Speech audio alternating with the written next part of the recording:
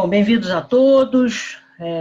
Sintam-se em casa, onde estão, espero, né? Mas sintam-se também na nossa casa, enquanto a gente não pode recebê-los, né, presencialmente, face to face, vai vídeo to vídeo, né? Então, é um prazer estar poder retomar essas discussões dos encontros. E como é que nasceram os encontros, né? Os encontros nasceram em 2012. A Dinâmica sempre fez encontros para mudança. E esses encontros são uma forma da gente reverberar, ecoar, né? E propagar temas que a gente considera importantes. Então, é um encontro de profissionais que discutem, que debatem, que conversam sobre um tema que a gente propõe. E depois, na pesquisa, vocês podem propor novos temas. A gente vai falar o que está programado agora para esse período agora, até o final do ano. Então, os encontros eles têm esse formato. A gente faz a apresentação de um tema, eu vou conversar 20 minutinhos sobre um tema que vocês, obviamente, sabem, não é aula, né? É só para relembrar alguns temas, e a gente vai falar um pouco para fazer diferente, o que eu tenho que fazer, né? No sentido de como é que eu planejo coisas de forma diferente. A ideia é de discussão, de insights, de network, a ideia é trocar pontos de vista, convergir ideias, tá? Então, esse é o nosso modelo do trabalho dos encontros. Antigamente, quando era presencial, eram mesas redondas e as pessoas discutiam nessas mesas, apresentavam o painel. A gente adaptou isso para um modelo virtual. E a gente está nesse primeiro, vão ser 4 encontros já previstos até o final do ano, sempre falando de gestão linkada a um outro ponto. Então, hoje é novos caminhos para novos resultados, então, como a gente inovar na nossa forma de pensar nossos planejamentos, gestão e cultura, depois gestão e competitividade, gestão e pessoas. Será um encontro por mês até novembro. Depois a gente abre a série depois o ano que vem. Não sei se presencial ou ainda à distância, possivelmente híbrida, né? Porque a gente tem pessoas de outros estados, que quando era presencial não dava para acontecer, e agora essa forma digital a gente consegue trazer mais gente para esse momento, né? Tem algumas regras nesse mundo digital, né? Eu acho que algumas questões do mundo digital. Então, é um espaço para network, usem o chat, troquem os seus LinkedIns no chat, conversem no chat. É um espaço para todos, a gente vai controlar na parte inicial, que a gente está expondo o tema, a gente vai pedir para ficar em mute, né, os microfones desligados, para evitar os ruídos das nossas casas, que interfere, às vezes, na transmissão de áudio. Quando a pessoa for falar, ela abre o mute e tal. E vocês vão ser divididos em salas simultâneas, lá por volta das 5h30 da tarde. Então, a ideia é que vocês vão para salas simultâneas para fazer um debate que a gente vai propor aqui nesse caminho, tá? Diversidade de ideias é sempre bem-vinda, é isso que nos faz crescer. Mantenham os vídeos abertos, pelo menos eu vejo vocês e vocês nos veem de alguma forma à distância. Então, o vídeo aberto permite um olhar, né, um pouquinho para a pessoa, não fica só aquele nome da pessoa lá exposto. Pitch de elevador é para a gente lembrar porque vocês vão para as salas e voltam para o painel, e aí vão trazer as conclusões, como o pitch de elevador, aquela coisa assertiva, conclusiva, de 2 minutinhos, para a gente poder rodar as possíveis 5 salas ou 4 salas que a gente vai fazer simultâneas. Não se preocupe com as salas simultâneas, a gente coloca vocês automaticamente nas salas simultâneas e automaticamente vocês voltam para a sala principal, tá? Então, esse é o mecanismo que é possível, tá? Fazer. Ok? Então, vamos começar. Né? A gente quis trazer hoje a questão dos novos caminhos para novos resultados, porque o nosso mundo, se alguém tinha dúvida do que era a VUCA, não temos mais, né? Não tem mais... Nunca teve, né, na verdade, mas a gente insistia em saber a resposta certa, o caminho certo, qual era a receita de bolo, né? A gente insistia em ter um caminho a seguir, né? E a gente sabe que hoje nós temos vários caminhos a seguir para novos resultados. Agora, nós temos que seguir, temos que fazer. E precisamos aprender a mudar. A gente estava batendo esse papo inicial aqui. Quer dizer, apesar da grande dificuldade do momento, acho que todos nós estamos aprendendo muito com esse momento. Né? Quem diria que, sei lá, quem é que imaginou esse ano que em março você estaria dentro de casa, revendo tudo que você pensou de planejamento na sua vida, toda a forma do seu trabalho, e que não tem um caminho, uma resposta certa, mas que tem muito aprendizado, né? Se você não lidava bem com tecnologia, por exemplo, de videoconferências, como eu, a gente não tinha esse hábito. Né? Hoje em dia a gente conhece, sei lá, 5, 6, 7, porque cada hora aparece uma nova. Cada hora alguém me convida para fazer uma conversa usando uma videoconferência diferente. Né? Então, acho que é isso que a gente está vivendo. E é esses novos caminhos, essa vontade de mudar e essa necessidade, eu diria que é uma competência hoje que, se já era importante antes, se a gente já sabia que mudar é o que nos mantém vivos e nos faz crescer, hoje a gente tem certeza absoluta disso. Pessoalmente, não estou falando de empresa, não, estou falando de nós mesmos. Né? E, para a gente começar, eu queria pedir para a gente abrir uma enquete. Enquete é um mecanismo que aqui nessa plataforma é possível, no Webex também e tal, que a gente vai lançar uma pergunta e vocês votam o que vocês acham. E essa pergunta, aqui para começar, está em cima das questões de competência. Né? No último fórum, no Futuro do Trabalho, foram geradas várias competências, foram indicadas várias competências para o século XX. A pergunta não é quais são as 5 mais importantes, não é. O que você acha que é importante para você hoje, profissionalmente? Qual é a competência que você está buscando? O que você está perseguindo no seu desenvolvimento profissional? Então, vota aí, que a gente já, daqui a pouco já fecha, temos 21 votantes. Daqui a pouco a gente fecha para ver o nosso resultado e aí a gente conhece um pouquinho dos nossos amigos que estão nas telinhas laterais.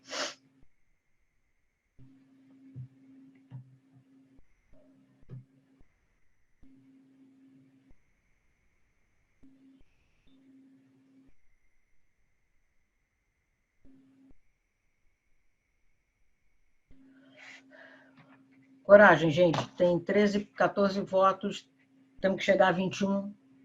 Coragem, votem. Escolham a sua competência que você está buscando mais. São das 10 competências indicadas como as competências desse ano de 2020. Daqui a pouco a gente já vai ver que já temos que superar essas e arrumar outras. 17.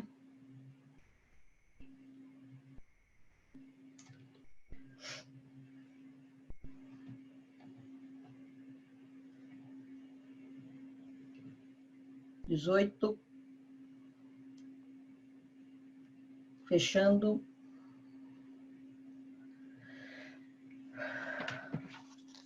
Vamos lá. Vamos fechar, Sandra? Pode gerar o resultado?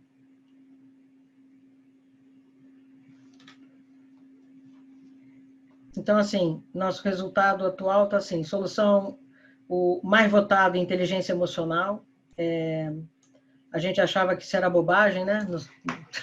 E que hoje a capacidade da gente se adaptar e a capacidade da gente lidar com mudança e se adaptar e ter empatia e colaborar e poder se organizar em cenários novos. Então, essa inteligência emocional que a gente achava que não era tão importante até a grande pandemia, né? Então, eu acho que é isso, estamos buscando essa inteligência, essa que foi a mais votada.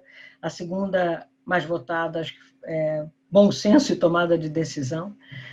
A nossa capacidade de tomar decisão, criatividade, a importância da criatividade no nosso trabalho. Então, essas são as 10 competências do Fórum Mundial. Depois, é interessante vocês darem uma olhada nesse trabalho no futuro do trabalho, e tem uma comparação entre o que era em 2015 e o que é em 2020, muito interessante da gente acompanhar. Obrigado por exporem a sua opinião aqui no fórum. Tem gente chegando e a gente vai tocando a nossa conversa. Pode fechar o... Então, dentro do nosso fórum aqui, a gente tem pessoas da dinâmica que vão acompanhar vocês depois nas salas simultâneas, tá? Então, a Lilian, a Liliane, a Sandra, o Adrian, o Agostino vão estar junto com vocês nas salas simultâneas, muito mais como facilitadores e mediadores do que como coordenadores. Não é esse o papel de jeito nenhum. Ele é só um facilitador, uma pessoa para lembrar para lembrar que nós vamos ter tempo para as salas virtuais, tá? Muito bem. Como não temos... Nós temos várias formas de olhar a nossa... Deixa eu dar um... Como a gente sabe que se a gente não fizer um planejamento adequado, tudo vira sonho, né? Aqueles 5 grandes fatores que fazem a mudança, né? Você precisa ter visão, recurso, competência, visão, recurso, competência, incentivos e plano, porque se você não tem plano, não tem concretização. Então, o que nós vamos discutir hoje são alguns caminhos de concretização, de planos, né? Então, para eu achar novos caminhos e novos resultados, eu preciso fazer diferente. Eu preciso pensar no que eu tinha pensado para a minha carreira, para a minha empresa, para o meu negócio, para você, SA, e pensar nesses 5 grandes questões, né, que tem. Qual é o cenário, em que cenário que eu estou, quais são essas pessoas que estão envolvidas comigo, que resultado que eu espero, como é que eu prototipo essas questões e como é que eu itero, como é que eu melhoro a cada momento o meu planejamento, né? Planejamento não é algo que, eu fiz, está para sempre e é escrito na pedra, ao contrário. Ele roda desde o século passado uma coisinha que a gente ainda não aprendeu a rodar, chamado PDCA. Então, a gente poderia ter escolhido vários, deixa eu voltar aqui, a gente poderia ter escolhido N processos de planejamento, né?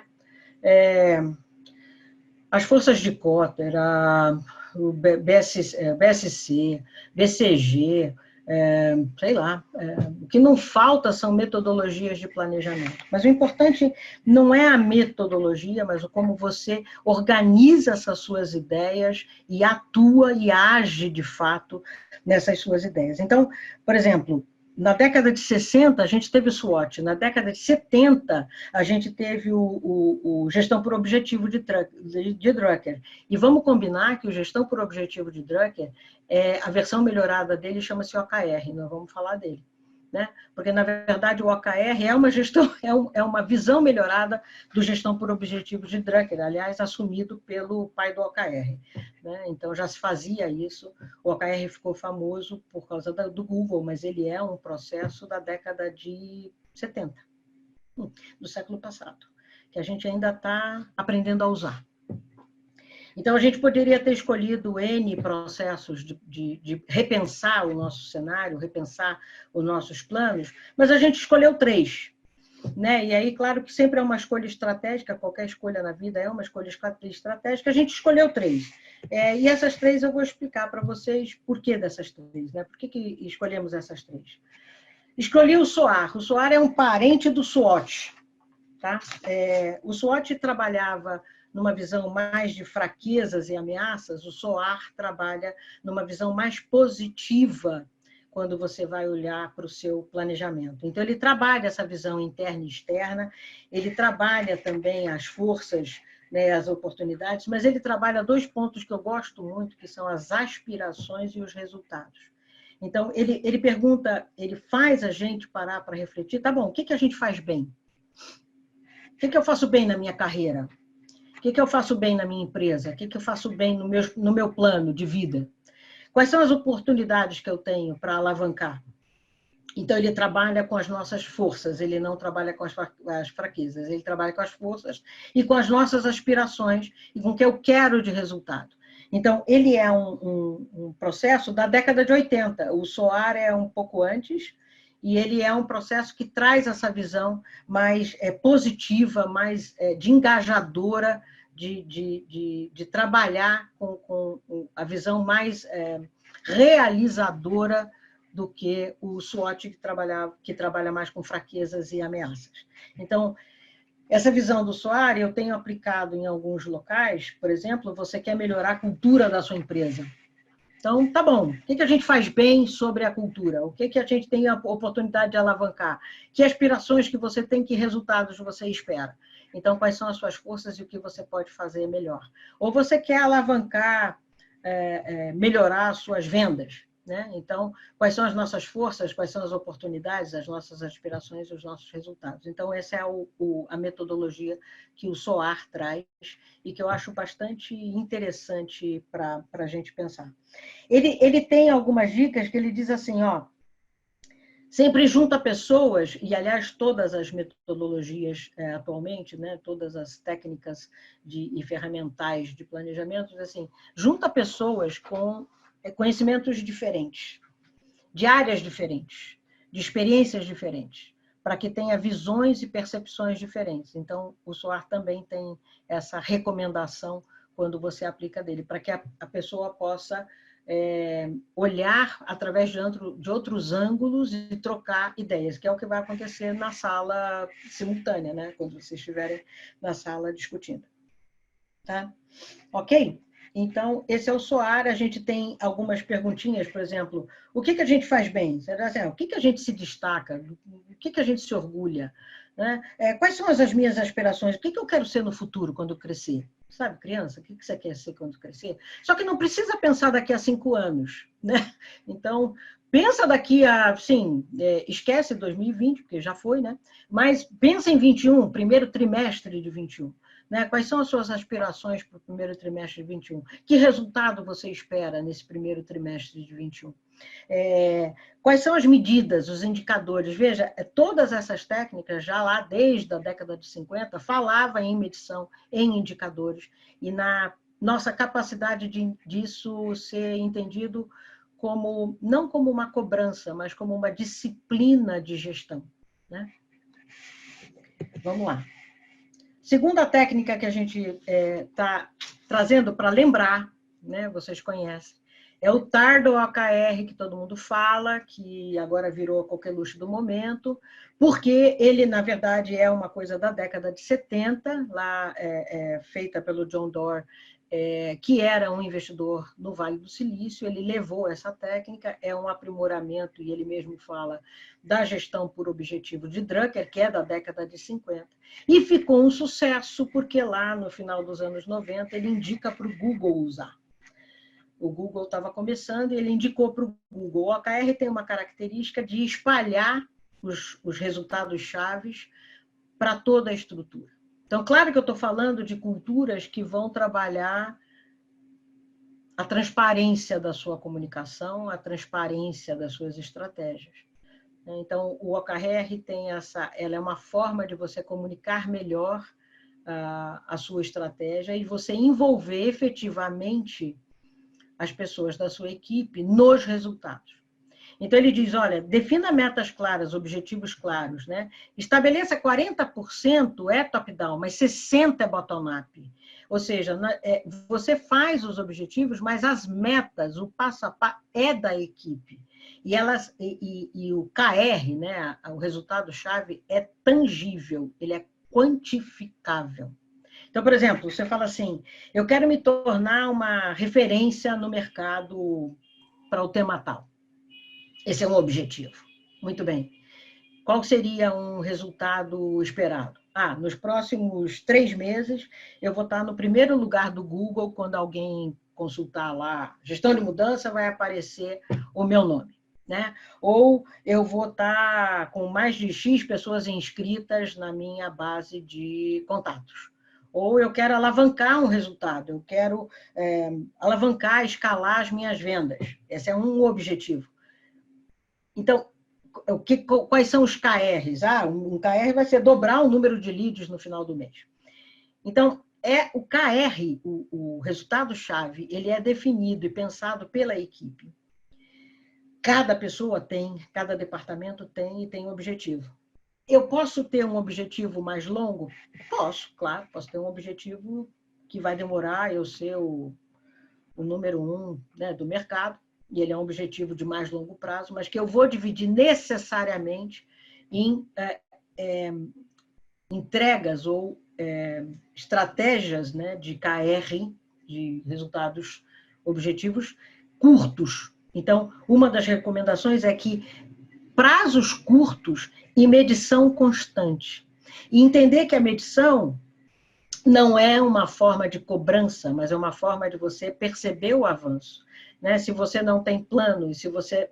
O Drucker já dizia isso, né?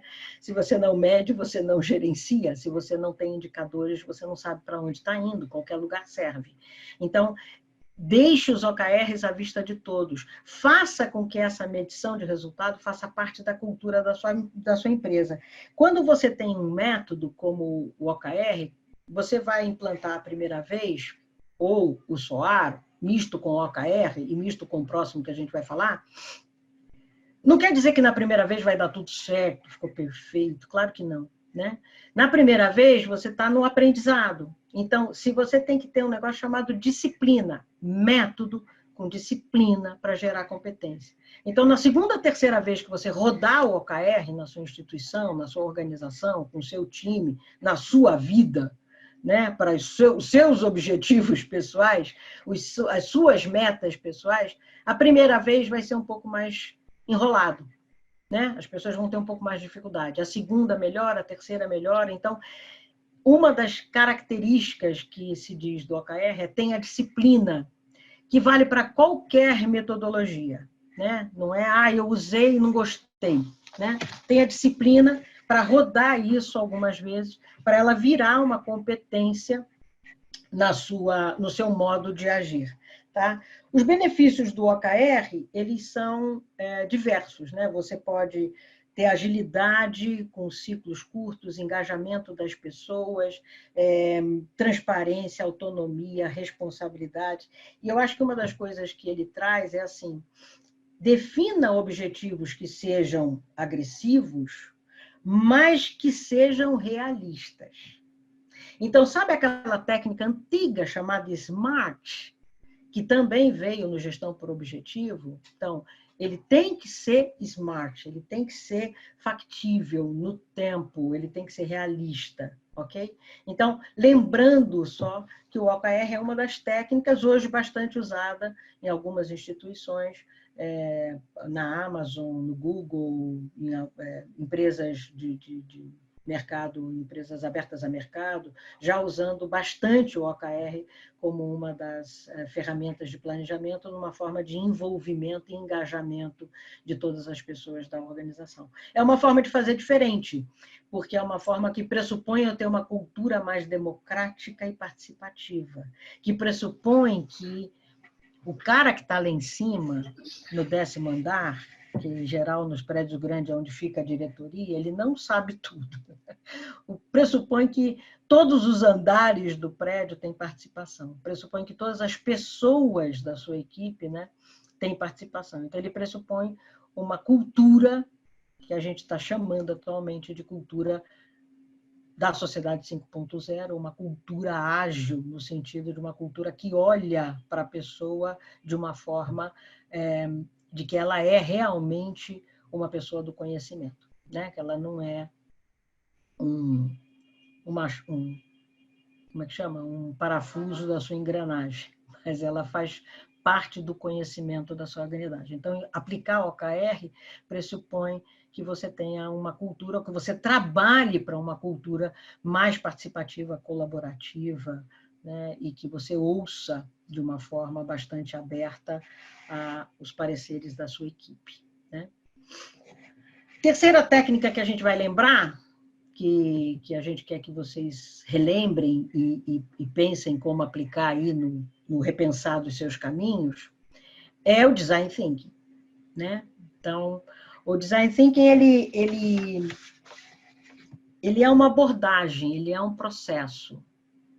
ele traz ali, ó, decisões centradas no humano, questionar as questões, sempre questionar as questões, né? Por que não dá? Dá sim, né? Por que não dá? Vai dar, né? Então, ele trabalha com esse conceito de questionar as questões, de construir para pensar. Uma das coisas que eu gosto muito no design é que ele constrói para pensar. Por isso, a coisa da prototipação, né? Do MVP do design, né? Do Minimum Value Product. É aquela coisa que você constrói e se você falar, olha, o que eu tenho aqui está o máximo, você não está fazendo design thinking, porque, em geral, quando você libera algum processo usando design, ele não está o máximo ainda. Ele vai ficar o máximo à medida do crescimento. Então, é você ter coragem de ir fazendo e crescendo o seu conhecimento e iterando, melhorando à medida do desenvolvimento do seu produto. Eu gosto do design, ele tem essa função do duplo diamante, que está aqui do lado esquerdo da tela, que é a nossa capacidade de entender bastante o conceito, o contexto, então aquela coisa da capacidade de entendimento de contexto, de entendimento do desafio. Ele chega a dizer que é quase que desconstruir o nosso desafio. Depois de observar, de fazer pesquisa, de falar com as pessoas, de ir ao mercado. Depois, o ponto de vista, que talvez seja uma das questões mais difíceis do design, que é o momento que a gente converge para uma ideia que vai ser, então, desenvolvida e prototipada para testar e iterar, né? E dentro da prototipação no design, existe uma etapa que sempre dói, que é quando você ouve o feedback, né? Que é na hora que você faz o pitch do seu produto e a pessoa fala assim, mas isso é escalável? Mas isso vai funcionar? Eu não compraria isso. Aí você para e pensa, uau, acho que eu tenho que começar tudo de novo. Mas é aquela coisa, erra rápido, corrige rápido e aprende rápido, né? Então, isso também é do design, que é essa visão de você experimentar. Então, nós estamos cada vez mais, e agora, se alguém duvidava, cada vez mais experimentando caminhos novos, né? Experimentando formas de fazer novas. Então, esse é o design que eu gosto muito, e ele tem 3 grandes valores que traz o design, que é a empatia. Então, o design trabalha a visão de empatia, de ouvir o outro, da necessidade do outro, do tal do UX, UC, UI, empatia, colaboração e experimentação. Então, acho que essas são grandes questões que o design traz, assim como o OKR, né, você trabalhar a colaboração, assim como o SOAR, você trabalhar a colaboração, a escutativa. Então, a gente escolheu 3 processos de planejar, porque você pode pegar um objetivo do OKR e falar o seguinte, como é que eu vou destrinchar os KRs desse objetivo? Usando Design Thinking. Você pode chamar a sua equipe e falar assim, a gente tem esse objetivo, vamos lá. O que a gente entendeu do objetivo, quais são as observações sobre esse objetivo, quais são os nossos pontos de vista, qual é a nossa ideia, as nossas ideias, os nossos caminhos para que o objetivo se realize. Então, você pode usar essa técnica, por exemplo, para destrinchar um objetivo do OKR. O design tem também uma coisa que é difícil, às vezes, em algumas empresas, mas fundamental, que é essa parte central, que ele diz o seguinte, quando você pensa num design, você pensa tudo que é desejável, financeiramente viável, tecnicamente possível. A junção desses 3 conjuntos te dá o teu MVP, te dá o seu ponto de vista, te dá o seu protótipo, te dá o seu primeiro passo. E aí tira aquela coisa que a gente tem, que é assim, não dá para fazer isso porque não tem dinheiro. Não dá para fazer isso porque tecnicamente não é possível. Então, achar essa conjunção, esse ponto que junta desejável, viável e possível. Sandra, acho que alguém está com o microfone aberto. Se puder fechar o microfone, está dando retorno. Muito bem. Para isso, a gente quer propor um trabalho nas salas simultâneas. A proposta nas salas simultâneas é assim, ó. Espera aí, ele não anda, ele só anda quando ele quer. Algumas regrinhas de ouro para a sala simultânea. Garanto que todo mundo dê a sua opinião. Defina um representante que, no retorno para a sala principal, faça o nosso pitch de elevador. Controle o tempo, vão ser 30 minutos nas salas. Busca a solução e mediação, ok? A gente montou aqui um roteirinho para vocês pensarem, tá? Cada grupo se apresenta, quem você é, né? Quem você é. Não precisa ser quem é a sua empresa, mas quem você é. Tá? Escolhe um segmento, uma empresa, ou um você SA, né? Quem é esse profissional do século XXI, o tema que vocês quiserem. Quais os impactos dessa segmento empresa, dessa questão que vocês estão colocando nesse negócio em função da pandemia? Como é que está esse mercado hoje? Quais os grandes objetivos? Quais os grandes desafios? Que soluções e oportunidades? E a gente fez um roteirinho, que eu vou até comentar, falar para vocês, tirem foto, para ficar mais fácil de vocês, na sala simultânea, olhar. Ele propositadamente não tem 1, 2, 3, 4, 5. Você pode começar por qualquer área dessa coluna, tá? Por qualquer parte. Você pode discutir quais são as... definido o que vocês vão discutir, qual é o segmento, empresa ou você, SA. Quais são os impactos, como é que está esse mercado, quais são os objetivos, as forças, as oportunidades. Que conclusões vocês querem chegar, ou que conclusões vocês chegaram como time, como grupo, nessa discussão. Ok? E, por fim, a gente quer deixar um desafio que a gente gostaria que o grupo pensasse, um objetivo do OKR. Essa empresa, que pode ser você SA, um segmento, uma empresa, que pode ser uma das empresas que estão presentes, ela tem como objetivo ser uma empresa que lidera a mudança como valor e não como prioridade ao projeto. Ou seja, ele é um valor, significa que ele toma decisão com base nesse valor. Ele não faz mudança porque tem um projeto ABC. Ele toma a decisão e isso passa a ser uma competência da empresa, a competência de liderar a mudança. E a gente trouxe um conceito do Richard Barrett, que é um dos estudiosos de cultura baseada em valor, e ele criou lá os níveis de competência, e no 4º nível ele diz assim: crescimento contínuo, desenvolvimento, que tem como foco palavras-chave: adaptabilidade, melhoria contínua, coragem e trabalho em equipe. Então, esse é o nosso desafio, para dentro do desafio de vocês, que é trabalhar esse contexto e no grupo que vocês vão ser formados, ok? Tudo bem, pessoal? Então, eu vou dividir vocês em grupo. A gente sabe que claro, em meia hora, a ideia era que vocês, primeiro, se conhecessem, né? Segundo, trocassem ideias do mercado, trocassem aflições, angústias, esperanças, dificuldades. Né? Então, acho que esse é um objetivo sempre do encontros. A gente talvez não tenham passado por todos esses pontos, vamos ver agora os pitches, mas o que vale bastante é o nosso momento de reflexão. A gente tem se dado esse tempo de 1h30, que vai ser o nosso encontro aqui, esse tempo de reflexão, de pensar diferente, de pensar como mudar, de pensar o que fazer e de encontrar forças em outros colegas profissionais de mercado, né? E aqui acho que é isso que é bastante positivo, né? A gente encontrar outros colegas profissionais que estão vivendo situações muito semelhantes às nossas, ou que viveram, estão vivendo, né? E que a gente possa compartilhar esse momento. Sandra, antes de a gente passar para o painel, a gente queria montar como é que chama? Deixa eu stop share aqui. A gente queria fazer a enquete. Você quer que eu solte aqui?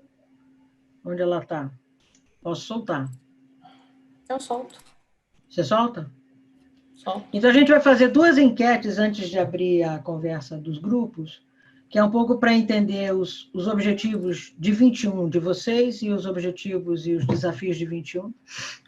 E aí pensa na sua empresa, no seu negócio, no seu você SA, tá? Onde estão as grandes questões dos desafios e agora dos objetivos, tá? Então, para 2021, escolhe 3 aí que você acha que são os grandes objetivos, ou os grandes objetivos que você vai vivenciar em 2021. Vamos lá, temos 21 pessoas para votar. Votando! Onde estão as grandes questões? Porque esse grupo aqui pode se encontrar em outros momentos, já que tem objetivos e desafios semelhantes, por que não manter o benchmarking com esse grupo, né?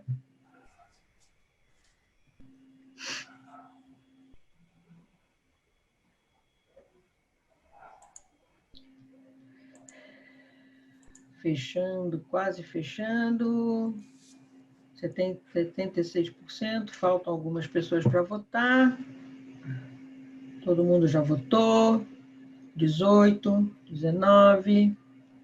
Oi, Melissa! Te vi!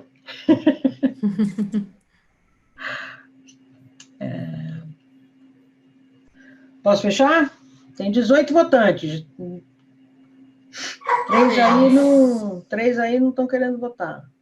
Não tem objetivo. Então, começando a leitura aqui, ó,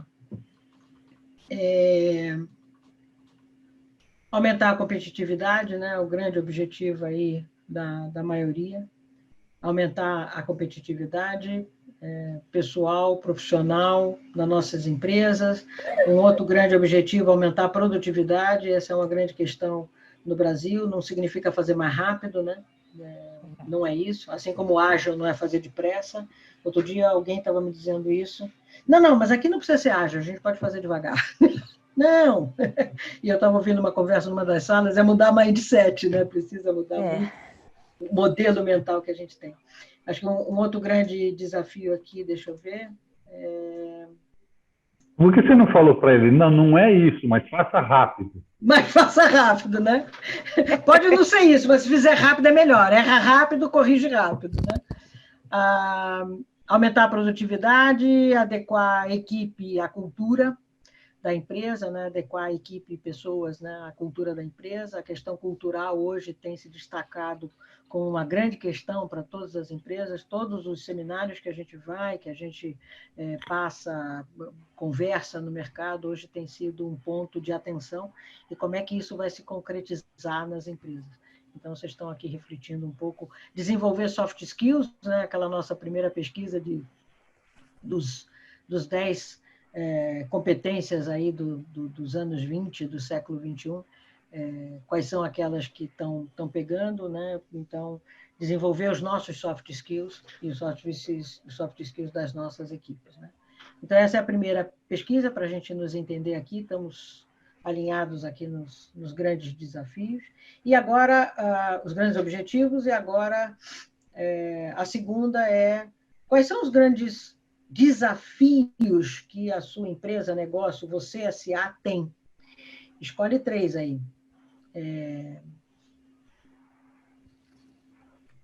Você pode ter um objetivo que ele ainda é um grande desafio para você, né? Então, vamos lá. Entregar por meio digital, omnicanalidade, implementar a gestão do conhecimento. Como é que eu falo em soft skills e não falo em gestão de conhecimento? Desenvolver competência de mudar, liderar a mudança, que era o nosso objetivo central, né? Isso ser uma competência e não uma prioridade. Diagnosticar e realizar transformações culturais nas nossas empresas. As pessoas ainda acham que o cultural é intangível, né? E o problema de cultura, e aí deixa para lá, né? Vamos lá, 14 pessoas votando, 15. Vamos ver como é que nós aqui estamos nos desafiando. Quais são os nossos desafios para 2021? Nessa última questão, acho que dá vontade de colocar muita resposta. Não só 3. Não são 3. Dá para acertar todas, mas assim, tem que escolher, né? Porque a gente não vai conseguir fazer tudo ao mesmo tempo, e aí também isso é uma questão de como é que a gente vai atuar, né? Quais são os grandes objetivos das nossas empresas, negócios, da nossa atuação, por onde a gente vai começar, né? Quais são os grandes pontos que depois vão convergindo, né? Vão juntando, né? Então, quando você fala, por exemplo, desenvolver cultura e desenvolver soft skills, você vai ter que fazer isso um pouco junto, né? Gestão de conhecimento com melhorar processos, isso tem link junto, né? Então, atuar em prospecção de clientes de forma digital, entregar serviços de meio digital, fazer a omnicanalidade, o seu cliente ser visto em todos os canais e você ter essa jornada do cliente em qualquer canal que ele apareça, né? E aí pode... Esse já é o resultado, Sandra? Sim. Olha lá, desenvolver a competência de liderar a mudança, 12 pessoas das 18 que votaram, hors concours. Melhorar processos, né? Porque diagnosticar e realizar transformações culturais, e só depende da gente, né? Porque cultura é aquilo que a gente sempre fala, né? CNPJ é um conjunto de CPF, então esses são os nossos grandes desafios. Legal. Vamos ouvir um pouco as salas? Quem é que vai? Somos 4 salas para ouvir. Quem vai falar pela sala 1, 2, 3, 4? Vou falar pela 2. Vai falar pela 2? Então fala, Ana. Até na Diga ordem, lá, o que não? vocês discutiram lá? Vou marcar 2 minutos? Eita. Na verdade, assim, é bem rápido, né, o tempo. A gente gostaria de ter discutido bem mais, na verdade. Deixa eu só te interromper, eu vou marcar os 2 minutos de novo. Esse aqui foram alguns cartoons que o Nando Que legal. navegou pelas salas e foi ouvindo vocês e ouvindo a gente. Isso vai compor depois e a gente passa para vocês, vai estar nas redes. E aí tive problemas com pequenas empresas e médios resultados, pequenas empresas e médios resultados com as grandes. Isso me é ligeiramente familiar, né? Eu posso mudar de área, o mercado aceita que eu mude, está lá na corda bamba. Então, acho que tem alguns, e aí, enquanto vocês estão falando, a gente vai deixando os cartões do Nando para alegrar o nosso final de dia. Vamos lá. Ana, vou marcar os seus 2 minutos Muito da sua massa. sala, tudo bem? Tudo bem. O segmento que a gente escolheu foi prestação de serviços, né? Então, assim, a gente discutiu muito que a gente entende que, né, assim, a partir de agora, né, desse futuro próximo, né, que a gente já está vivendo, os profissionais, eles vão talvez ter mais clientes, eles vão ter que ter uma visão mais de consultor. Talvez as pessoas vão estar em mais de uma empresa ao mesmo tempo. Então, a gente acha que esse formato hoje, né, de você numa empresa só, tudo isso também pode mudar. E de oportunidades e soluções para enfrentar os desafios, a gente entende o conhecimento, né, e essas várias experiências de segmento. A gente, inclusive, a gente estava discutindo que nesse momento de remoto, por incrível que pareça, talvez porque a gente está fazendo a gestão do nosso tempo de uma outra forma, a gente está conseguindo, talvez, ler mais, participar mais de interações iguais a essa. Então, essa questão do conhecimento é uma oportunidade. Acho que o que a gente quer alcançar é uma visão holística, né? Pensando na parte de prestação de serviço. E como é que a gente pode fazer a diferença? Trazendo soluções e inovação. A gente entende que a gente se destaca pelo fato de sermos adaptados. A gente se adaptou. A gente consegue transitar nesse mercado, seja o segmento que for, né, como consultor, como prestador de serviço, de uma forma muito maior. E aí você consegue também trazer para sua bagagem mais conhecimento, uma visão mais holística, talvez mais soluções e mais inovações para os seus clientes, né? E também a questão das melhores práticas. A gente conseguiu chegar até aqui. Que bom. Acho interessante a questão de que vocês estão percebendo uma nova forma do trabalho, né? Então, acho que essa foi uma discussão lá de vocês, né, das pequenas empresas, grandes negócios, e essa nova forma do trabalho, e vocês falaram um pouquinho também das empresas familiares lá, né? Então, acho que era esse o tema de vocês também, estava em cima um pouco das empresas familiares, certo? E só tem um desafio que eu acho, e foi muito legal, que um colega nosso estava citando, é também que quando a gente começar a transitar nessas empresas, como que vai ficar essa relação com empresas similares, né? Com empresas concorrentes. Então, isso é uma coisa também que tem que ser levada em consideração, né? Como é que como é que a gente faria isso acontecer, né? Com E o quanto vai acontecer de M&A ao longo da jornada, né? Se ela for bem pensada, essa é uma solução para algumas empresas. Merge Acquisition também é uma solução de crescimento, também é uma solução de expansão. Então esse como aí tem esse caminho, é um caminho, não é um caminho ruim, é um caminho. Mais um, né? De como é que a gente cria novas relações, novas parcerias, né? Como é que a gente cresce por se agregar a outros, né? Muito bom. Obrigada, Ana. Grupo 2. Quem vai falar por um outro grupo? Quem é orador da turma? Vou falar do grupo 1, Lilian. Oi, Renan. A gente escolheu o case da Paula. Ela trabalha no segmento de distribuição de cosméticos, né, a Zamboni, distribuindo para os cosméticos da Kimberly. Muito interessante, né? Ouvir outros tipos de histórias nesse período de pandemia, né? Porque as dores deles foram um pouco diferentes de outras. Por exemplo, o segmento deles é muito forte em comida e cosméticos, não foi afetada a demanda nesse período. Então, assim, do ponto de vista de demanda, de receita, não atrapalhou. O que a Paula comentou com a gente, que o que mais causou impacto foi a questão do home office, porque pela primeira vez a empresa entrou totalmente em home office, uma empresa, né, de distribuição, exceto a parte de logísticas, né, entregas e parcialmente a parte comercial, todo mundo foi para o home office. E aí, fazendo links, né, com outros pontos lá do manualzinho lá para a gente seguir, a questão dos desafios, né, como adaptar esse pessoal para trabalhar remoto. Uma coisa que acho que não aconteceu de maneira muito satisfatória do ponto de vista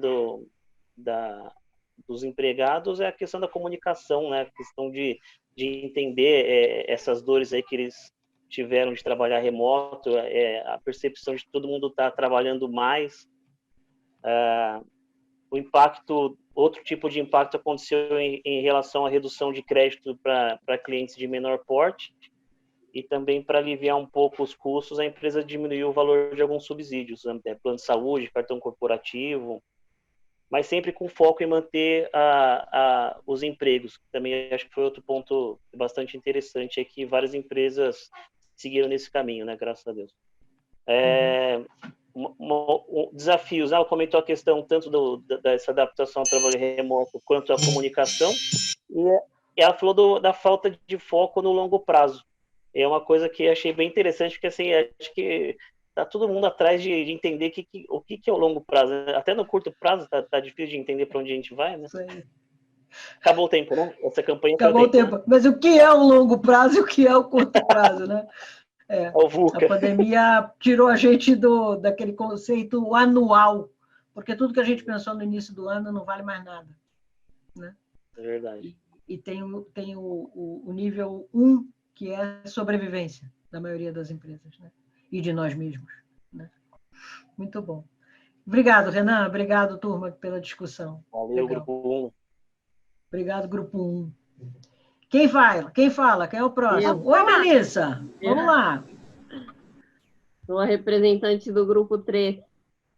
Bom, assim como o Renan, coincidentemente, a gente escolheu falar sobre o meu ramo de atuação, que é a distribuição de alimentos.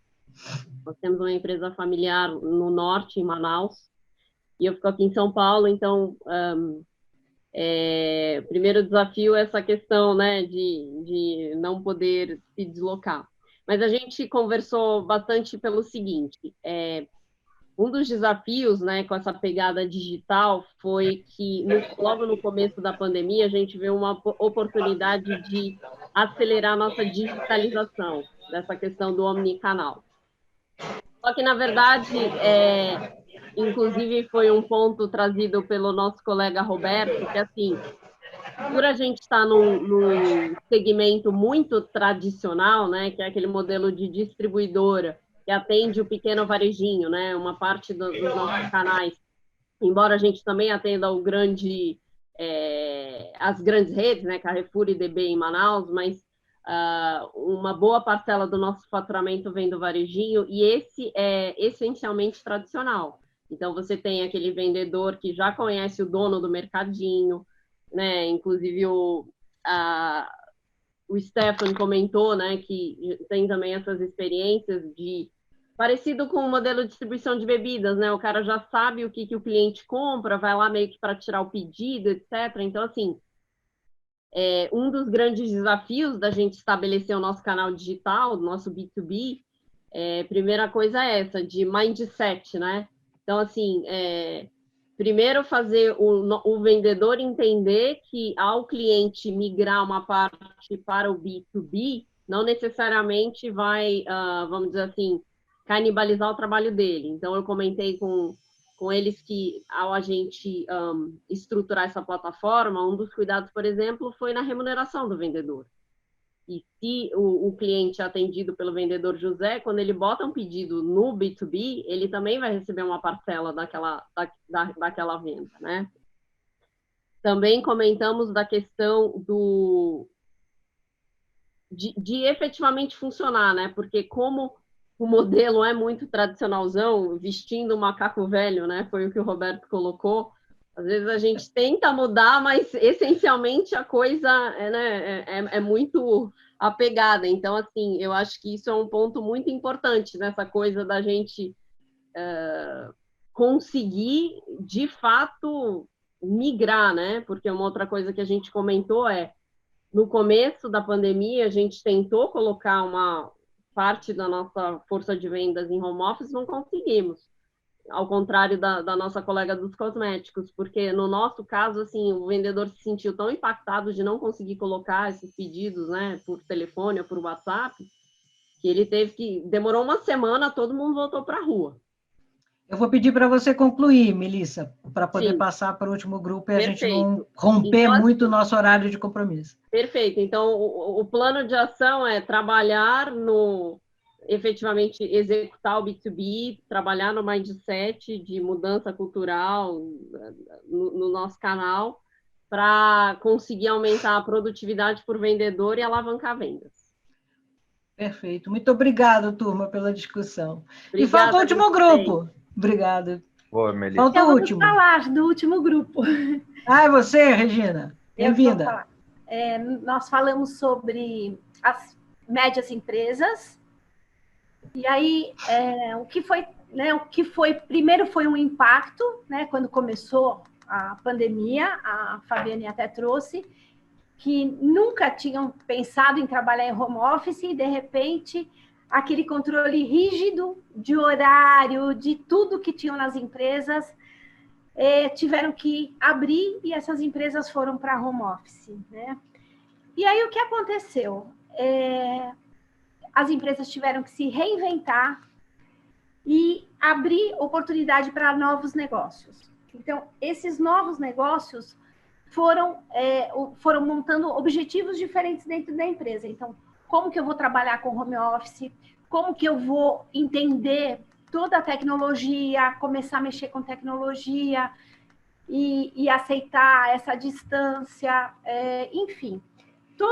Toda essa parte. E se reinventar também nos serviços, né? Não só no trabalho que faz, mas nos serviços. Então, o e-commerce cresceu demais nessas empresas. Tinham empresas que nem acreditavam tanto no e-commerce e cresceram. E hoje, entrando em setembro, é o carro-chefe de algumas empresas, o e-commerce.